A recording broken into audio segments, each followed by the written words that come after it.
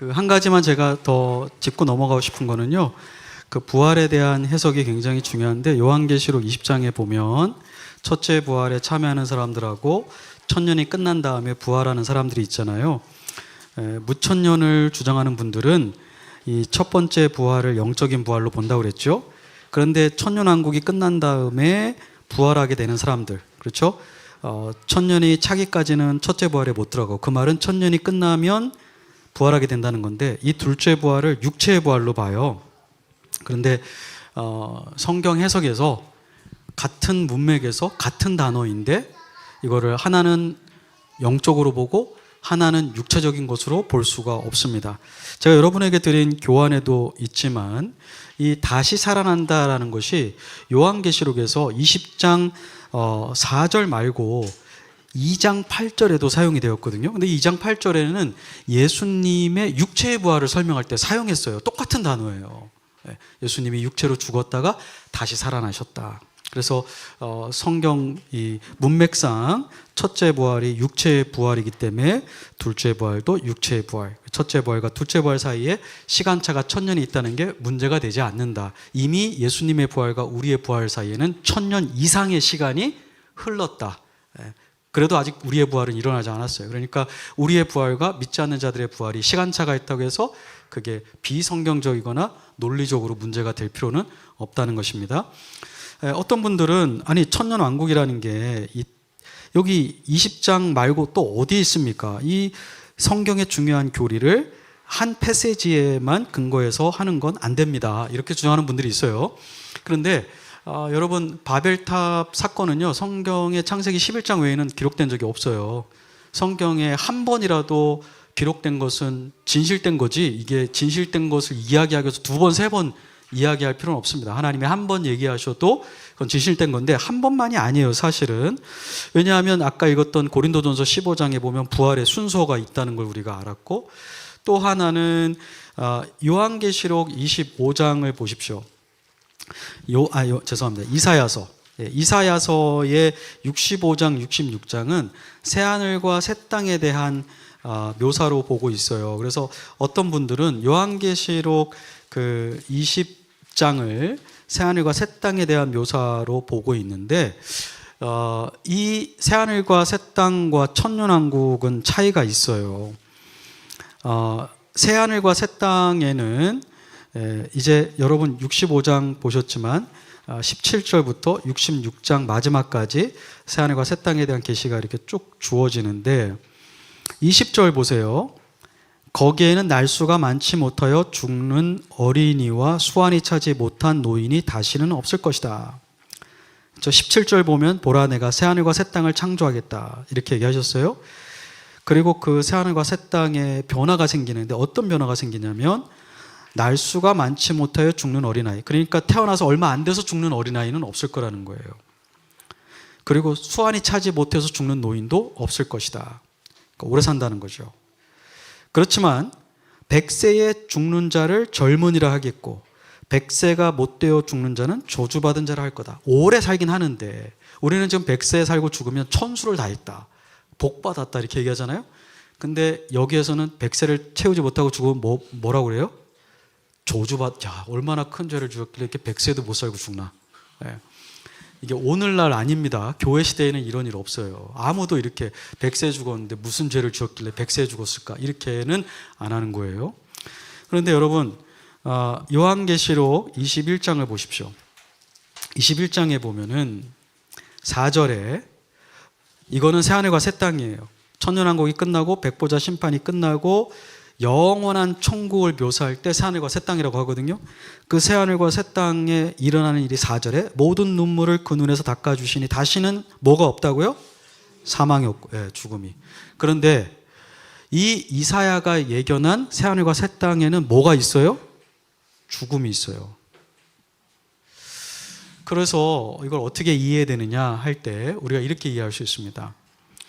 구약은요, 초림과 재림의 구분이 없어요. 메시아가 오신다라는 것만 있지 메시아가 2번 오시는 것에 대한 이야기가 없어요. 초림과 재림의 구분이 생긴 건 언제부터인 줄 알아요? 신약 성경에만 있어요. 초림과 재림의 구분은. 구약에서는 다 하나의 패키지예요. 근데 신약에 와 보니까 초림 다음에 재림이 상당한 또 기간이 있는 거예요. 왜 그렇게 했을까? 여러분 이렇게 산에 보시면 멀리 있는 산을 보시면 봉우리들이 되게 붙어 있는 것 같이 보여요. 그렇죠? 근데 그건 멀리 있어서 그렇지 실제로 가서 보면 그 봉우리를 건너가겠다고 생각했다 큰일 납니다. 엄청 멀어요. 근데 몇 킬로 밖에서 보니까 이게 딱 달라붙어 있는 것처럼 보이는 거예요. 가까워 보이는 거지. 실제 가서 보면 오늘은 저기 못 가겠다. 너무 먼 거예요. 예. 마찬가지로 이 천년왕국과 새 예루살렘은 분리되진 않았지만 밀접하게 연결되어 있어요. 예. 그래서 이 구약 성경에 보면 황금기에 대한 예언이 골든 에이지에 대한 예언이 있는데 그 골든 에이지에 대한 예언에 보면 그러나 퍼펙션은 아니에요. 굉장히 급격하게 달라지는데 유토피아 같은데 보면은 완전한 또 유토피아는 아니에요. 그럼 도대체 이게 뭘 말하는 거냐? 이거는 요한계시록에 있는 새하늘과 새 땅이 아니라 천년왕국에 해당될 수 있다는 거죠. 왜냐하면 천년왕국에는 그리스도가 다스리기 때문에 골든 에이지, 유토피아처럼 보이지만 그러나 아직도 그 안에 뭐가 있는 사람들이 있어요?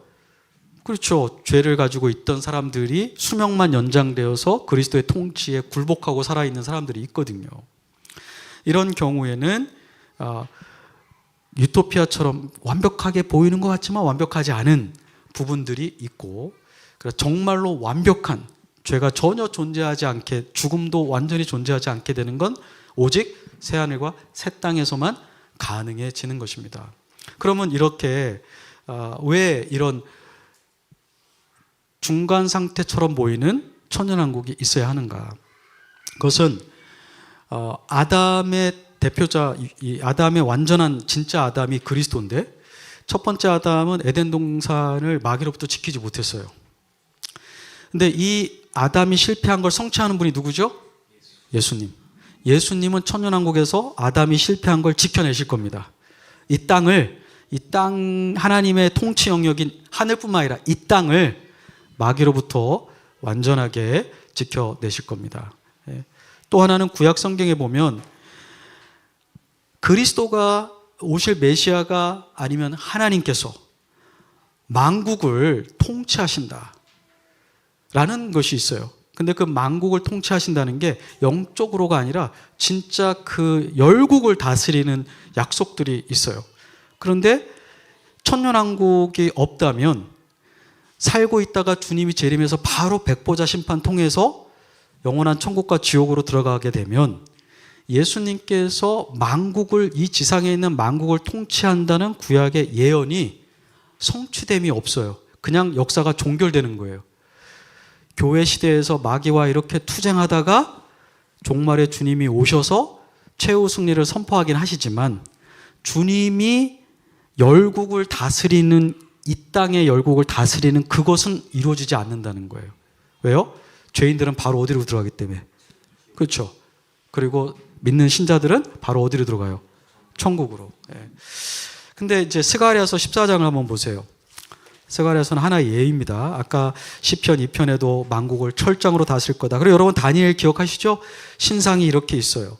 그리고 머리에는 금, 아래로 보면 뭐 흙과 철이 섞여 있고 느부갓네살의 신상이 있는데 마지막에 사람이 손을 대지 않은 돌이 날라와서 어떻게 해요? 이 신상을 완전히 부서뜨리잖아요. 그래서 열국을 이제 통치하게 되는 그리스도의 왕국이 세워지잖아요. 메시아의 왕국이 세워진단 말이에요. 근데 스가랴서에 보면 14장은 하나님께서 이스라엘에 대적한 모든 열국을 정복하시고 이제 이곳에 하나님의 통치를 이루시는 게 14장에 스가랴 14장에 있습니다. 16절 예루살렘을 치러 왔던 이방 나라들 중에 남은 자가 아주 죽지 않은 자들 해마다 올라와서 그 왕 만군의 여호와께 경배하여 초막절을 지킬 것이다. 이스라엘을 반대했던 열국들이 하나님의 전쟁을 통해서 패배하고 살아남은 자들이 어떻게 한다고요? 초막절을 지키기 위해서 예루살렘으로 올라와요. 물론 이거를 문자적으로 보는 분들은 세대주의자들이에요. 제가 시간 관계상 세대주의를 설명을 못했는데 이제 조금 이따 하겠습니다. 그런데 이걸 세대주의자처럼 이해하지 않다 하더라도 우리가 알 수 있는 건 뭐냐면 하나님과 하나님의 백성을 대적했던 열국이 하나님을 경배하게 되는 시간이 오게 되는데 17절에 땅에 있는 족속들 중에 그 왕 만군의 여호와께 경배하러 예루살렘에 올라오지 아니하는 자들에게는 뭐를 내리지 않아요? 비를 내리지 않아요. 만일 애굽 족속에 올라오지 않을 때는 비 내림을 없이 해요. 이방 나라 사람들에게는 재앙을 내리게 할 거예요.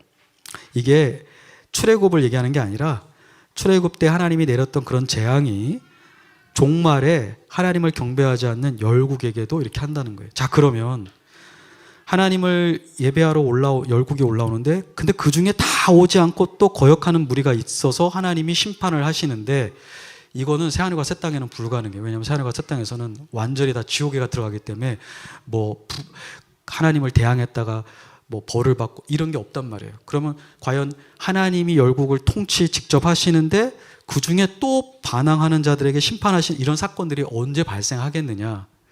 천년왕국 때에 이루어질 거다. 이런 일이 발생할 거다.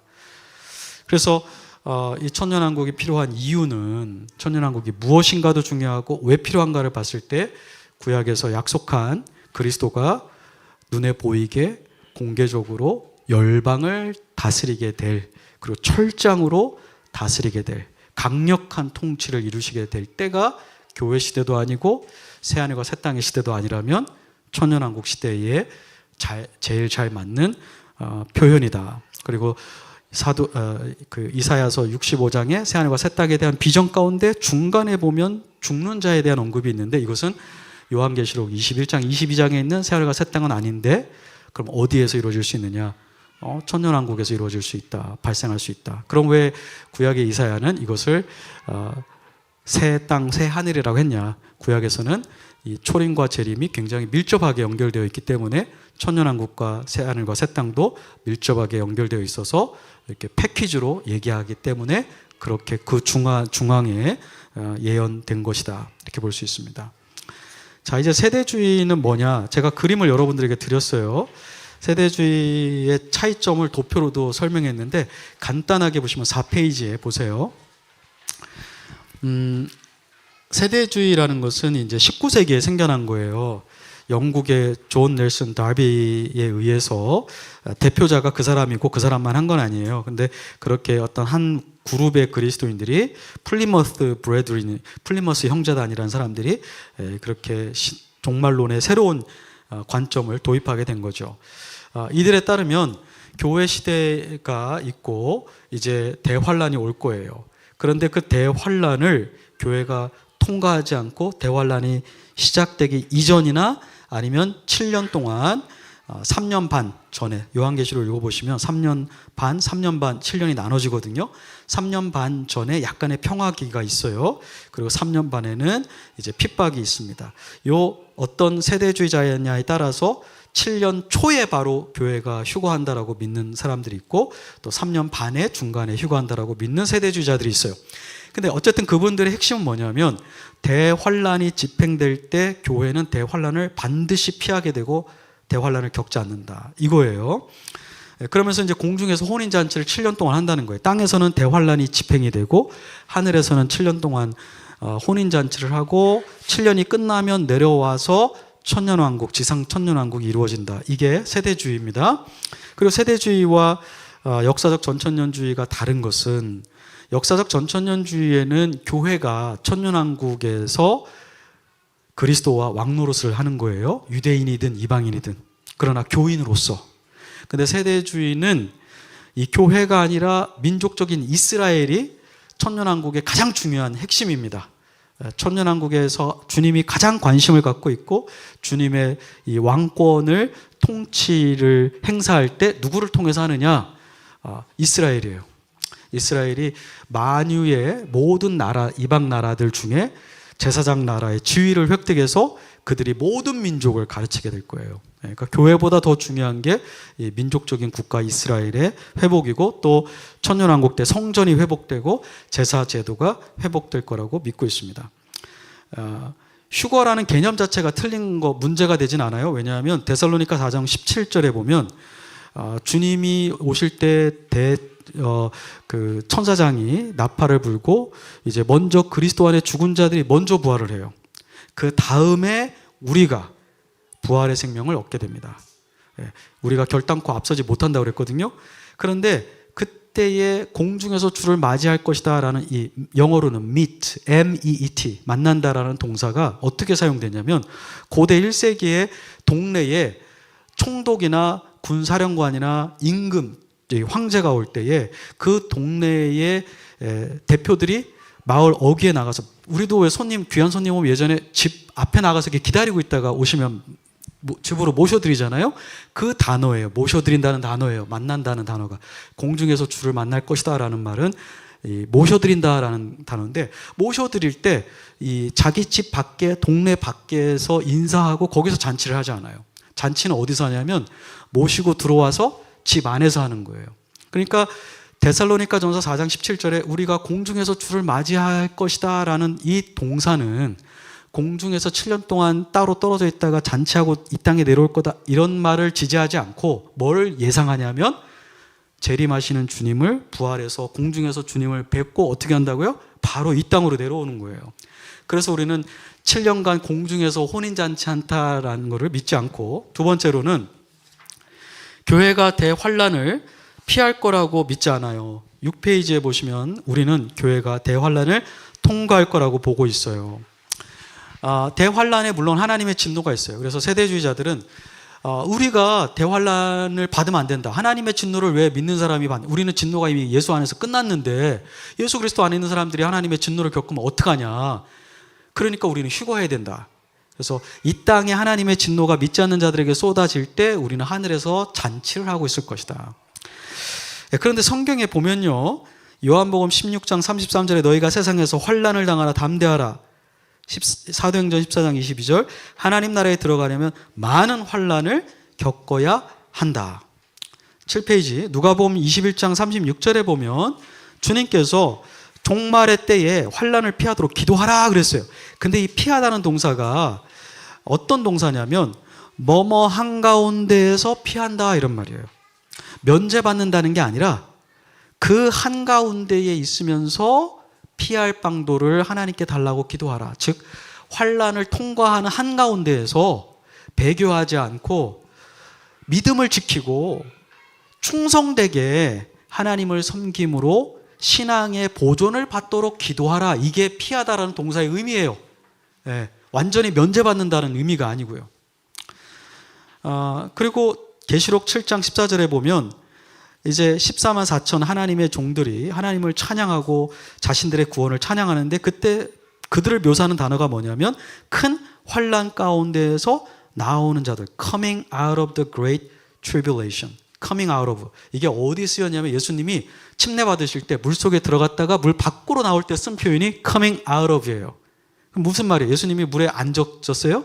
아니죠. 물에 완전히 적셨다가 나온 거잖아요. 마찬가지예요. 우리가 환난 가운데 coming out of great tribulation은 대단한 환난을 받아요. 경제적으로도, 정치적으로도, 사회적으로도, 종교적으로도 이 세상의 시스템과 사람들로부터 엄청난 핍박을 받아요. 그런데 거기에 함몰되지 않는다 이런 말이에요. 거기에 죽지 않는다. 그러니까 신앙을 포기하지 않는다. 계시록 3장 10절 내가 너를 지켜 시험의 때를 면하게 한다. 이 지킨다는 것도 면제가 아니고 시험 가운데서 우리를 보존하신다. 여러분, 우리가 교회적으로도 우리 개인적으로도 환난을 피할 수 없습니다. 주님의 뜻은 환난 가운데 주님을 의지하고 주님의 능력을 체험하기를 원하시는 거예요. 신실한 증인이 되기를 원하는 거예요. 배교하지 말고 나 주님 모릅니다 하지 않고, 잠시 잠깐이라도 뒤로 물러나지 않고, 그걸 주님이 원하시는 거예요. 그래서 우리는 세대주의자와 다른 거고요. 또 이스라엘이 구원받을 것이다? 맞아요. 로마서 11장에 보면 감람나무를 얘기하면서 원가지는 교만에서 잘려나갔고 너희들, 이방인 우리예요. 이방인 신자는 돌 감람나무, 그렇죠? 와일드 올리브, 그 거친, 우리도 접붙임을 받아가지고 잘 번성했다면 원 감람나무의 가지인 이스라엘이야 얼마나 더 접붙임을 잘 받겠느냐. 그런데 뭐라고 그랬어요?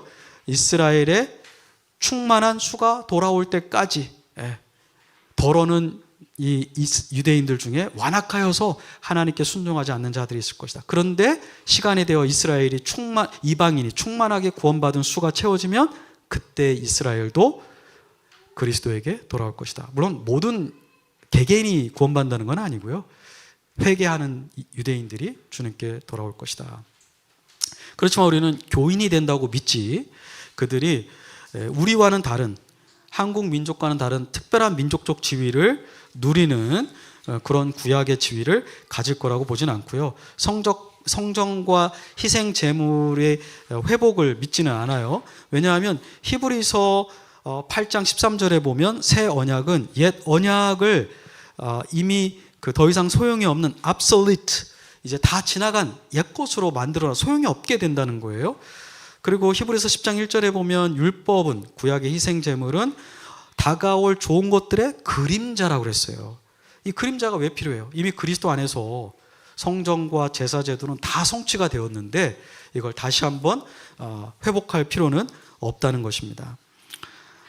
그러면 우리가 이 천년왕국을 통해서 어떤 것들을 실제로 이제 배울 수 있겠는가를 한번 잠시 살펴보겠습니다.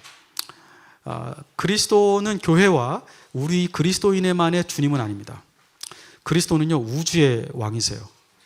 그러니까 세상 전부의 왕이세요. 그걸 잊지 마세요. 아유, 우리는 교회 안에서만 하나님 믿는다. 아니에요. 우리가 속해 있는 병원, 우리가 속해 있는 군대, 정부, 그들의 헤드가 행정적으로 주님을 주님으로 인정하지 않고 있는 것 뿐이지 실제로 소유권은 누구에게 있다는 거예요? 그리스도에게 있어요.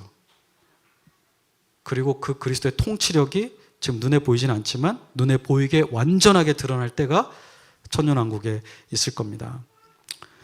또 이 그리스도의 완전한 나라는 우리의 능력으로 되는 게 아니에요. 기독교 정부를 세우려고 하지 마십시오. 그건 안 돼요.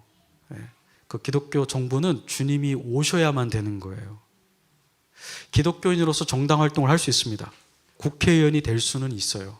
그러나 기독교 정부를 이 땅에 세우는 게 여러분의 사명이라고 한다면 여러분은 반드시 실패할 겁니다. 이거는 주님의 능력으로만 되는 거예요. 신비롭고 주권적인 우주의 왕만 할 수 있는 거예요. 그분이 현재 이 땅에 오실 때에만 이루어질 거예요. 그리스도인으로서 소금과 빛으로 국회의원으로 사세요. 대통령이 된다면 법 제안을 할 때, 행정할 때 정직하고 의롭게 하십시오. 그러나 여러분이 기독교인으로 대통령이 돼도 이 나라가 기독교화 될 수는 없다는 겁니다. 전부가. 그럼 꿈에서 깨어나세요. 그러니까 정당 활동을 할 수 있지만 기독교 국가를 세우겠다 이런 거, 인생을 낭비하는 거예요. 너무 아까운 거예요. 지금은 교회를 통해 복음을 전해야 될 때입니다. 이스라엘 민족과 국가를 사랑할 필요는 있어요. 우리가 극단적인 세대주의자들처럼 이스라엘이 하는 모든 것을 지지해서는 안 돼요. 악한 건 악하다고 말해야 돼요. 그렇지만 하나님께서 이스라엘 사람들도 구원받기를 원하시기 때문에 니들 예수님 십자가에 못 박았지, 핏값 좀 받아봐라, 이렇게 하면 안 된다는 거예요. 마치 어떤 사람들이 일제 식민지 시대에 우리가 고난당했기 때문에 자기는 선교사 안 가고 싶다, 선교를 왜 일본에다 합니까? 그들은 벌받아 마땅합니다, 이런 태도를 가지는 게 그리스도적인 게 아니잖아요. 그건 반 그리스도적인 거거든요. 그러니까 유대인들을 향해서도 전도할 수 있습니다. 전도해야 되고 선교사도 이스라엘에 보내야 됩니다. 그러나 이스라엘의 어떤 회심으로 말미암아 모든 하나님의 역사가 우리의 선교로 종결되는 것처럼 착각해도 안 되고, 이스라엘의 모든 사람이 그리스도인이 되는 것도 아닙니다. 그래서 그걸 잘 구분할 수 있으면 좋겠어요. 자, 이제 질문 있으면, 천년왕국에 대해서 질문 있으면 몇 가지 받겠습니다. 제가 새하늘과 새 땅으로 넘어가기 전에 천년왕국에 대한 질문. 네. 네.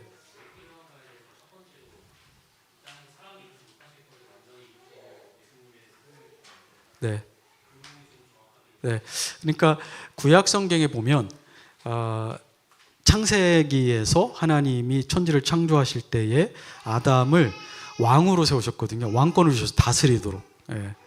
그리고 이름도 짓게 하시고 제사장 직분을 또 주셨고. 예. 근데 첫 번째 아담은 실패했어요. 이 마귀의 유혹으로부터 수용을 하고 그 왕권을 상실했죠. 근데 이 아담이 실패한 걸 성취하시는 분이 예수님이거든요. 그래서 그분의 이름이 또 다른 호칭이 두 번째 아담이에요. 마지막 아담. 그래서 예수님은 아담이 실패한 모든 걸 성취하시는 분이기 때문에 이 땅에 오실 때에도 이 땅을, 하늘이 아니라 이 땅을 악한 마귀의 세력으로부터 온전히 보존하고 하나님의 가르침대로 가르치는, 이 땅의 피조물들에게 가르치는 그 사역을 실현할 것입니다. 하나님이 원래 아담을 통해서 얻기를 원했지만 실패한 것을 그리스도는 초림이 아니라 재림 때에 그것을 할 겁니다. 그러나 재림의 그 사역은 초림의 십자가 사역을 근거로 하는 거죠. 예, 그러나 재림 때 완성될 것입니다. 예, 또 질문. 예.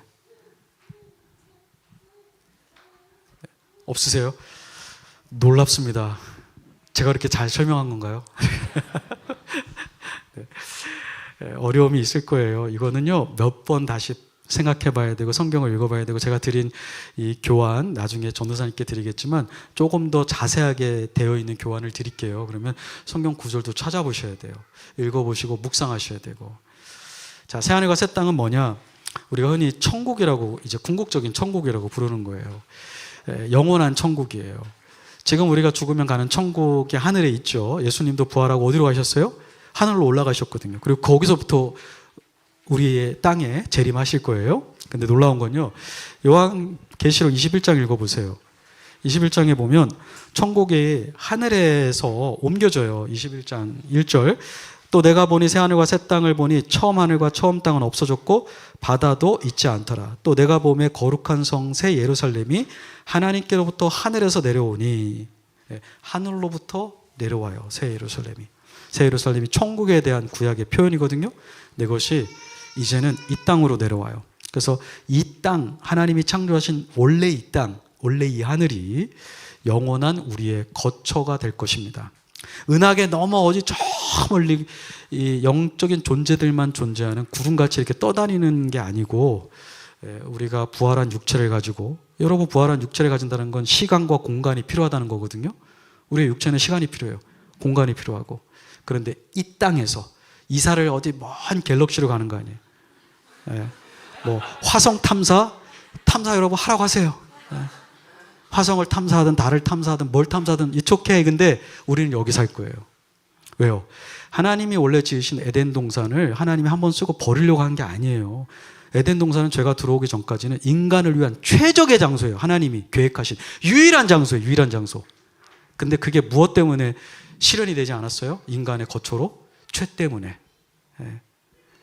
그런데 하나님이 원래 에덴 동산에서 원했던 그 모든 것이 실현될 때가 있으니, 그게 백보자가 끝난 다음에 새하늘과 새 땅이 이 땅에 이루어질 때. 근데 여기서 새롭다는 것은요, 하나님이 세상을 창조할 때처럼 다 없애버리고 새로 짓는다 그런 말이 아닙니다. 기존에 있는 것인데 퀄리티가 완전히 바뀐다 이런 말이에요. 황골탈퇴한다 뭐 이런 말 쓰죠. 이 new라는 헬라어는 어디에 쓰였냐면 고린도후서 5장 17절에 나와요. 고린도후서 5장 17절이 무슨 말씀이죠? 외우시죠? 누구든지 그리스도 안에 있으면 새로운 피조물이라. 우리가 지금 새로운 피조물이잖아요. 예수님 믿고 코가 2개 달린 사람 있어요? 귀가 3개 뭐 이렇게? 없어요. 우리는 여전히 우리예요. 근데 우리 안에 급격한 변화가 생겼어요. 무슨 변화요? 영적인 생명이 들어왔어요. 신분상으로도 하나님의 자녀가 되었어요. 영원한 저주로부터 자유롭게 되었어요. 마귀의 종이 아니에요. 우리는 죽거나 죽지 않고 부활할 수 있는 영생을 가졌어요. 그렇죠? 여기서 새하늘과 새 땅은 지금 눈에 보이는 하늘과 땅이 없어진다 그런 게 아니라 깜짝 놀랄 만큼 완전히 바뀐다는 거예요. 완전히 바뀐다. 그런데 베드로후서 3장을 보세요. 문제는 베드로후서 3장에 보면 이 새하늘과 새 땅이 이루어질 때 불로 하나님이 모든 걸 다 태우신다는 거예요. 그래서 10절에 보면 3장 10절. 그러나 주의 날이 도둑같이 오리니 그날에는 하늘이 큰 소리로 떠나가고 물질이 뜨거운 불에 풀어진다. 해체된다 이런 말이에요. 땅과 그 중에 모든 일이 드러날 것이다. 비밀이 없어지고. 12절 하나님의 날, 이 예수님의 재림입니다. 임하기를 재림한 다음에 이제 하나님이 이제 새하늘과 새 땅을 보여주는 건데, 임하기를 바라보고 간절히 사모하라. 그날에 하늘이 불에 타서 풀어지고 물질이 뜨거운 불에 녹아지려니와. 13절, 우리는 그의 약속하신 대로 의가 있는 곳인 새하늘과 새 땅을 바라본다. 그래서 베드로는 새하늘과 새 땅이 있기 전에 현재 땅과 하늘이 불로 인해서 다 녹아진다. 그래서 어떤 분들은 이 세상을 다 없애버리고 하나님이 새로 만드시는구나. 근데 여기 문제가 있어요. 이런 일이 있기 전에 우리가 부활을 하게 되거든요. 그러면 이 땅과 하늘이 다 없어진 다음에 우리는 어디 있을 거예요 도대체? 우주 어디다가 옮겨놨다가 다시 이쪽으로 이사를 시킨다는 말이에요. 그것도 문제고, 두 번째는 이 불이라는 게 항상 존재의 소멸을 말하는 거 아닙니다. 지옥도 영원한 형벌의 불이지만 존재를 소멸하는 게 아니라 고통이 영속적으로 된다는 말이지, 지옥에서 존재가 소멸된다는 말은 아니란 말이에요. 그러니까 불이 존재를 소멸한다는 의미는 아니에요, 성경에서. 근데 말라기서를 보세요. 말라기서 이제 3절에 보면 불로 역사하시는 하나님이 나오세요. 2절에 타락한 이스라엘을 회복시키시는데, 2절, 그가 임하시는 날 누가 능히 당하며 그가 나타나실 때에 누가 능히 서리요. 그는 금을 연단하는 자의 불과 표백하는 자의 잿물과 같을 것이다. 그가 은을 연단하여 깨끗하게 하는 자 같이. 자, 금과 은을 재련사가 불로 막 녹여가지고 불순물을 어떻게 해요? 없애버리잖아요. 녹여가지고. 근데 거기에 진짜 보물만 남기잖아요. 마찬가지로 하나님께서도 이 세상의 시스템과 자연계에 있는 모든 것들을 마치 불이 이 금, 은을 연단할 때 사용이 되어서 불순물을 없애듯이 하나님의 창조의 뜻에 어긋난 모든 건 사라지게 한다는 거예요. 슬픔도 사라지고 고통도 사라지고. 제가 아까도 말씀드렸지만 저희 삼촌 때문에 제가 심령이 편하지가 않아요. 우울할 때도 있고. 근데 그날에는 그 우울한 이유가 없어지는 거예요. 왜요? 저희 삼촌이 완전한 부활의 몸을 가지고 있기 때문에. 그리고 삼촌과 저를 유혹할 사탄이 더 이상 이 새하늘과 새 땅에 존재하지 않아요. 어디가 있어요? 지옥에 가 있거든요. 지옥에서 형벌받고 있어요. 결코 나오지 못해요. 그러니까 21장 4절에 보면 눈물을 닦아주니, 눈물을 흘릴 이유가 없어요. 원인이 사라졌어요. 한탄도 없어요. 애통하는 것이나 곡하는 게 필요가 없어요. 사망도 없고 아픈 것도 없고 아무것도, 이제 죄로 인해서 옛세상에 있었던 모든 원인은 불로 하나님이 없애듯이 다 없앤다는 거예요. 부활한 몸을 입고 새롭게 된 세상에서 여러분들이 영원토록 그리스도와 함께 이 새하늘과 새 땅에 살게 되는 것입니다. 근데 이제 제가 받은 질문이 있어요. 새하늘과 새 땅에 대해서 받은 질문이 있어서 이제 설명을 좀 드렸습니다. 새하늘과 새 땅에서 이제 영원한 천국에 사는데 상급의 차이가 있는가? 상급의 차이가 있습니다.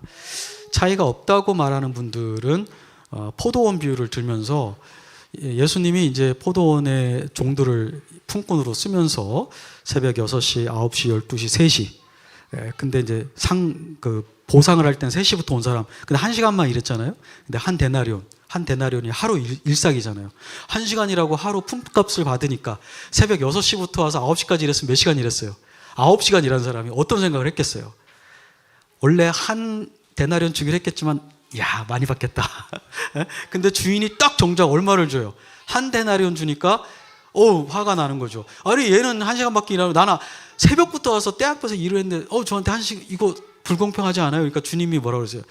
아니, 내 걸 가지고 내가 너하고 원하는 대로 약속한 대로 주는데 네가 뭔데 나의 이 은혜로움을 원망하느냐? 너 네 거 가져가라. 이렇게 얘기하시잖아요. 그래서 이제 어떤 분들은 이거 봐라. 예수님은 일을 많이 하든 안 하든 하나 똑같이 다 준다. 그리고 이게 여기서도 차별받고 사는데 천국 가서 또 상급의 차이로 차별을 받아? 영원토록? 공정성, 이게 얼마나 중요한 덕목인데 지금 이 사회에서 하나님이 그럴 수는 없다. 우리가 은혜로 구원받는다고 했으면은 천국에서 은혜로 사는 거지. 이게 상급의 차이가 있다. 이거는 행위 구원 아니냐? 이렇게 얘기하시는데 그건 지금 잘못 적용하고 있는 거예요. 물론 구원은 다 은혜로 받는 거예요. 우리의 행위로는 절대 하나님의 심판을 통과할 수 없습니다. 그럼에도 불구하고 주님은 내 이름으로 소자에게 물 한 잔 준 것도 잊지 않고 상을 받을 것이다 라고 하셨어요. 그리고 이 한 문화를 받아서 일한 사람들, 그렇죠? 다 하나씩 줬는데 어떤 사람은 10개, 어떤 사람은 5개 남겼어요. 근데 주님의 응답이 달라요. 10개 남긴 종에게는 10고를, 5개 남긴 종에게는 5고를 다스리게 하세요. 그리고 성경에도 보면 부활 때에 영광이 달라요. 달의 영광이 다르고 해의 영광이 다르고 별의 영광이 다르듯이. 그런데 이것을 우리가 차별이라고 할 수 있겠는가? 또 갈라디아에서도 보면은 심은 대로 거두리라고 했어요. 그리고 고린도전서 3장 15절에도 보면 공력에 나타나서 불이, 이것도 상징적인 겁니다. 불이 불순물을 태우듯이 우리의 인생을 하나님이 평가하시는데, 그때 하나님의 뜻에 복종하지 않았던 명예, 권세, 사람들의 칭찬은 다 사라지게 될 것이다. 그리고 결국에는 어떤 사람은 심지어 어떤 상도 받지 못하는 지경에 이르고 구원만 받은 상태로 남게 될 수도 있다. 그래서 상급의 어떤 차이가 있을 수 있음을 성경은 분명히 얘기하고 있습니다. 누가복음 19장에도 얘기하고 있고요. 또 여러분, 천사들도 차이가 있다는 거 아세요? 천사들의 뭐가 있죠? 천사장이 있어요. 다 똑같은 직급이 아니라는 거예요. 그렇지만 천사들을 하나님이 뭐 차별케 해가지고 멸시하게 하거나 자기들끼리 싸우고 이러지 않습니다. 그걸 우리가 볼 때 뭘 알 수 있냐면, 천국의 상급의 차이가 있어도 우리가 질투하거나 싸우지는 않을 것이다. 왜냐하면 예수님이 너희가 그날에 누구처럼 될 거라고 그랬어요? 천사처럼. 그래서 시집가고 장가가는 것도 없이 결혼 생활을 유지하는 게 아니라는 거죠. 지금은 남편과 아내가 될 수 있지만 영원한 새하늘과 새 땅에서는 형제 자매로만 있는 거예요. 그런데 너무 뭐 실망할 필요는 없으시고, 이 땅에서 아내와 남편으로 누렸던 사랑보다 더 큰 사랑으로 형제 자매로서 사랑을 서로가 다 이렇게 나누고 섬길 것입니다. 그런데 여기에서 차이를 누가 만드느냐가 중요한 거죠. 조나단 에드워즈라는 분이 누가복음 19장 17절, 고린도후서 9장 6절, 또 고린도전서 15장 41절의 말씀을 가지고 주님이 마가복음 9장 41절에 제자에게 물 한 컵이라도 제자로서, 예수의 제자로서 주었다면 상급을 잃어버리지 않을 거라고 얘기했고, 이 땅에서 공의에 대해서 그렇게 가르치셨다면 어떻게 신앙생활을 바울처럼 자기를 온전히 부인한 사람과 구원은 받았으나 정말 자기 정욕대로 시시때때로 살았던 사람이 어떻게 똑같이 주님 앞에 설 수 있는가? 그거 자체가 불의한 거라는 거예요. 하나님의 속성상 그거를 하나님이 수용할 수는 없다는 거죠. 불의한 것을. 왜냐하면 하나님 계속해서 헌신을 요구하셨거든요. 우리에게 순종하라고 요구하시고 거룩을 추구하라고 요구하셨고. 그렇다면 천국의 상급의 차이는 이런 거라는 거예요. 바닷물이 대서양, 태평양에 있습니다. 인도양도 있고. 근데 거기다가 그릇을 던져보세요. 우리가 에스프레소 먹는 건 잔 조그마잖아요. 그리고 여러분들 에스프레소 잔 말고 냄비를 한번, 그 사골 국물을 굽는 냄비를 한번 던져보세요. 아니면 큰 배스킷, 수돗물을 담는, 아파트에 정수물을 담는 큰 통을 던진다고 합시다. 그럼 이 사이즈는 다 다르지만 여기에 들어오는 물의 질은 같을 거예요. 그렇죠? 화학 성분은 다 같아요. 그렇죠? 뭐는 다를 수 있어요? 분량은 달라요. 분량은. 우리가 이 땅에서 그리스도의 말씀에 순종해서 신실함, 이 세상이 우리에게 주는, 바벨론이 우리에게 주는 이 경제의 유혹, 사회의 승진의 유혹, 이 정치의 이런 어떤 보호력, 권세의 유혹을 다 뿌리치고 헌신하고 사는 사람이면 그리스도를 품는, 그분의 영광을 품는 이 역량이 어떻게 될까요? 굉장히 넓은 겁니다. 우리도 사람이 넓다 이러잖아요. 속이 넓어, 깊어. 우리 영도 마찬가지예요. 그리스도에게 얼마나 그분을 닮아가기 위해 애썼냐가 우리로 하여금 그분을 더 닮게 하는 역량을 결정한다는 거예요. 그러니까 이 땅에서 그리스도에게 복종하지 않고 자기의 정욕대로 살았던 사람은 그리스도를 닮긴 하겠지만 에스프레소 잔만큼만 닮는 거예요. 근데 이거는 하나님이 그렇게 만든 게 아니에요. 누가? 자기가 결정한 거예요. 그래서 이렇게 조나단 에드워즈는 천국의 상급의 차이를 이렇게 설명해요. 그래서 근데 아무도 질투하지 않고 무시하지 않고, 야 그게 뭐냐, 이게 찻잔이야, 이게 뭐야, 이렇게 하지 않는다는 거예요. 그 조그마한 종깃잔 안에 있는 하나님의 은혜도 이 큰 통 안에 하나님의 영광을 담고 있는 사람이라도 감사하고 놀라는 거예요. 야, 하나님이 정말 은혜로운 분이구나. 서로를 정말 서로의 어떠함 때문에 기뻐할 수 있는 건 천국에서나 가능해요. 정말 100% 그렇게 할 수 있는 거예요. 죄성이 있는 인간은 완전히 그렇게 못 돼요. 근데 천국에 가면 정말 이 사람의 어떠함 때문에, 이 사람이 가진 것 때문에, 이 사람이 하나님께 받은 것 때문에 내가 너무 기뻐지는 삶을 살게 된다는 거예요. 우리가 이 부활할 때 우리 인격이 완전히 거룩해지거든요. 티와 주름이 없어진다고 그랬잖아요. 그래서 상대방의 아름다움 때문에 더 기뻐하게 되는 거죠. 또 하나는 이렇게 설명하는 분도 있어요. 앤토니 호크마라고. 이거 호크마만 그런 게 아니라 우리 침례교회 에릭슨도 이런 설명했는데, 저 같은 사람은 미술의 문외한입니다. 그래서 이게 장난을 친 건지 아니면 진짜 추상화가가 그린 건지 구분을 못하고 저한테 그림을 맡기면 수억이 날아갈 수 있는 거죠. 누가 종에다 이렇게 낙서했어? 그리고 없애버릴 수도 있어요. 예. 너무 무지하니까. 이거 즐길 줄 모르는 거예요. 감상할 줄 모르는 거예요.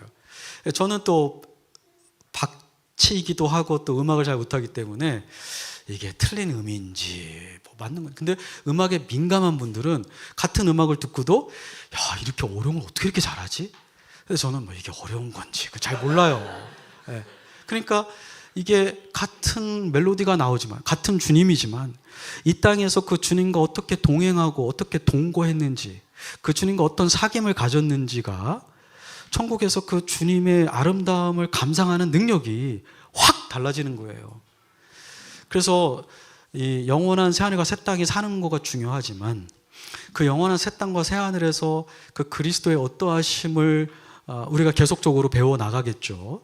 그렇지만 그 중요한 역량을 결정하는 것은 이 지금 결정된다는 거예요. 지금 우리가 이 땅에 살면서 어떠한 삶을 사는지가 하늘과 새 땅에서 우리가 어떻게 또 그리스도를 더 많이 누릴 수 있는지, 더 깊이 체험하게 될 것인지를 이 땅에서 경험하게 될 것이다. 그러나 그것은 하나님의 차별은 아니다.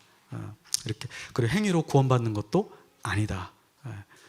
은혜로 구원받지만 천국에서 그리스도를 누리는 그 상급의 차이는 이곳에서 우리의 신앙의 형태가 결정할 것이다. 이렇게 보고 있습니다. 네. 혹시 질문 있으세요? 새하늘과 새 땅에 대해서? 새하늘과 새 땅. 네.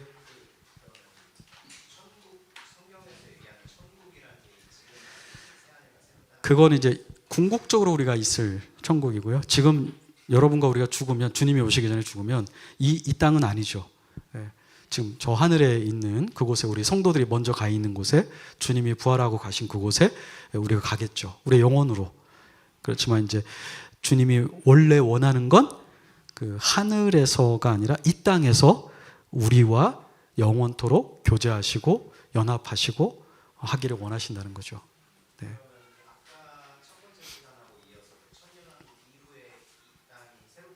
그렇죠. 천년왕국에는 유토피아와 같은 급격한 변화가 있지만 죽는 것도 있고, 또 그 중에 주님께 복종하지 않으려는 마음을 가진 자들도 우리가 잘은 모르겠지만 성경에 보면 또 있고, 그리고 주님이 사탄을 좀 놓아줄 때 거기에 합류하는 자들이 있다는 걸 보면 완전한 건 아니죠. 그래서 천년왕국과 새하늘은 분리되지 않았지만 이렇게 오버래핑 되는 면이 있는 거죠.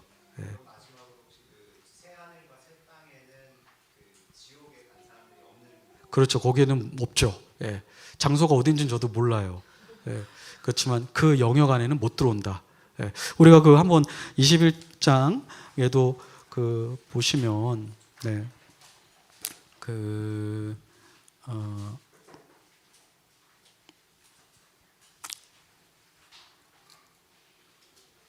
8절에 두려워하는 자들, 믿지 않는 자들, 흉악자들, 거짓말하는 모든 자들은 이 불과 유용에 타는 못에 들어가게 돼요. 들어가게 되고, 또 27절, 무엇이나 속된 것이나 가증한 일, 거짓말하는 자는 결코 새하늘과 새 땅으로 들어가지 못하게 되는, 그렇게 어린 양의 생명책에 기록된 자들만 들어갈 수 있는 그러한 곳입니다. 네, 또 질문 있으세요? 네.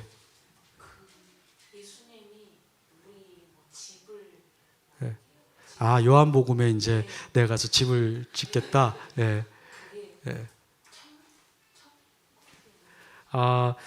그게 뭐 학자들마다 다른데요.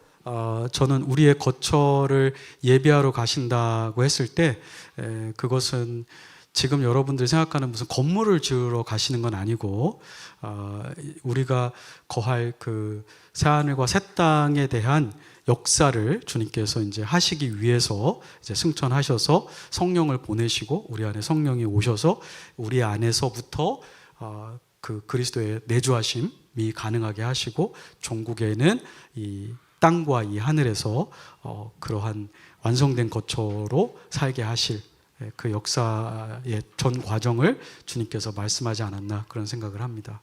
네. 다른 분, 네. 또 여러분들이 계속 공부해 나가시고 이거는 뭐 한 번에 끝날 수 있는 건 아니니까요. 이 주제를 앞으로 더 살펴보시면 좋겠습니다. 복음을 전하고 교회를 세우며 땅끝으로 나아가리라. 복음을 전하고 교회를 세우며 땅끝으로 나아가리라. 네가 승리할 때 나도 승리하네. 우리는 교회니까 네가 승리할